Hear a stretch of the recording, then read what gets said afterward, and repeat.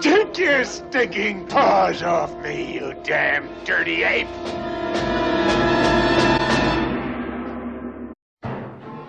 In the early 60s, science fiction wasn't a popular genre, until the late 60s in 1968 when science fiction took a new step with Kubrick's new film.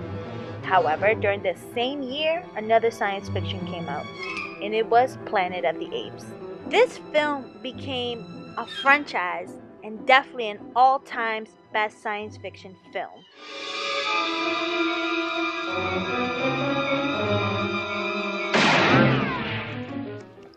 In this video, I'm going to focus on the technological aspect that took place to film Planet of the Apes and how it changed with the rise of the Planet of the Apes in 2011. Good to go, sir. All right, as soon as they reach you, push north.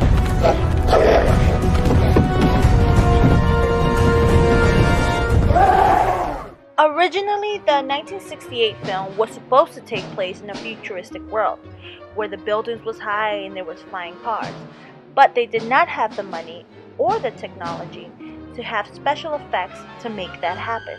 That's when they decided to spend most of their budget on makeup.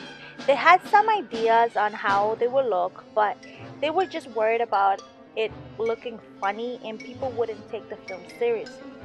That director really wanted facial expressions to show, but not human expression, an ape expression.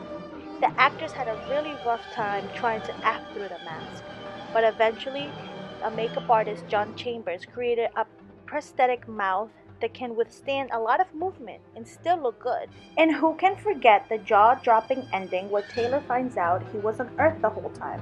Since there wasn't too much technology at the time, the director used a creative way to show the half-statue washed up on shore by seamlessly blending a matte painting with existing cliffs. Also, he shot looking down from a 70-foot scaffold over a half amount of papier-mâché model of the statue.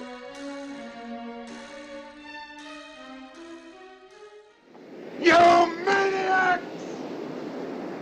You blew it up! Oh, damn you! God damn you all to hell! As technology advances, movies start to become more real. After 40 years, the movie Planet of the Apes made a comeback with Rise of Planet of the Apes in 2011, thanks to computer-generated imagery, also known as CGI. Movies like Lord of the Rings trilogy, King Kong, and Avatar was what brought their technology to a whole nother level. That way, Rise of the Planet of the Apes could have realistic apes. One of the most important improvements of CGI was the detail and the type of imagery that they were getting out of the cameras, giving them a more facial expressions than ever before. CGI wouldn't work without good actors. Just like 1968's Planet of the Apes, it was all depending on the actor's facial expression to show. The way that this would work was by studying and finding the type of apes they would use. They would study the muscular system, skeleton system, and the way the apes would move. They would add very fine wrinkles to every ape, while the model department will be laying down the ape's fur. Then finally, that's when the shots department would put everything together.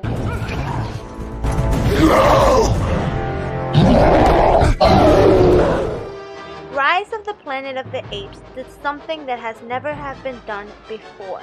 Thanks to technology and the creative minds of the director, they brought performance capture into a live-action location, breaking so many rules. The franchise of Planet of the Apes started with no technology besides just the cameras they used on set. No special effects, just sound effects. But over time, technology got better. They used the same idea when it came to design a real-looking ape. The only difference was one was makeup and the other one was digital. Now with Dawn of the Planet of the Apes and War of Planet of the Apes, you can see how and it still keeps changing to better realistic images.